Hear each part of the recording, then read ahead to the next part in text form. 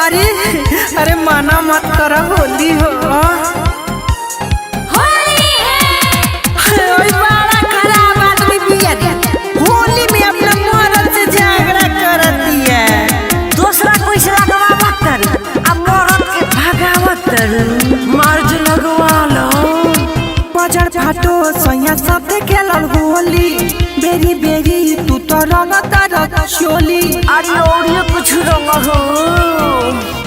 बजर फाटो सैया साथे खेलल होली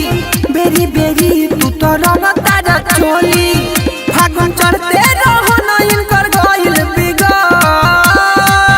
डर लागत वे सुनो ये सखी देखी के पिचकारी लमहर दादा रे दादा लागत डर लागत वे सुनो ये सखी देखी के पिचकारी लमहर दादा रे दादा लागत डर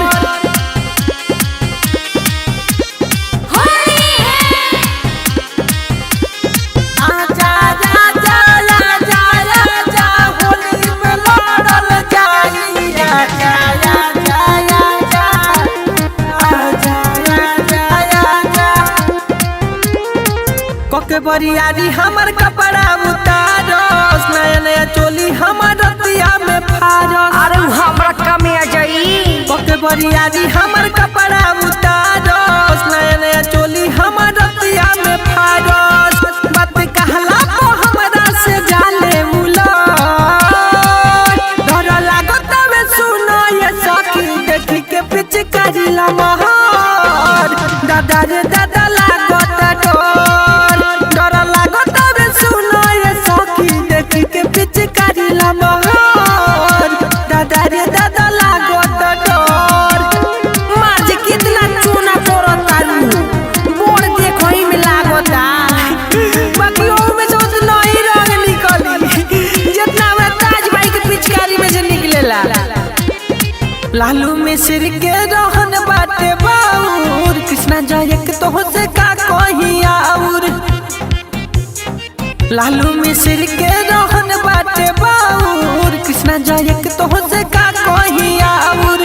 रंग डाले सैया पूरा मन भर डर लागत वे सुनो ये सखी देखी के पिचकारी लमहर दादा रे दादा लागत डर लागत वे सुनो ये सखी देखी के पिचकारी लमहर दादा रे दादा लागत डर बजर फाटो सैया साथे खेलल होली बेरी बेरी तू तो रंगता रचोली फागुन चढ़ते रहो न इनकर गइल बिगड़ डर लागत वे सुनो ये सखी देखी के पिचकारी लमहर दादा रे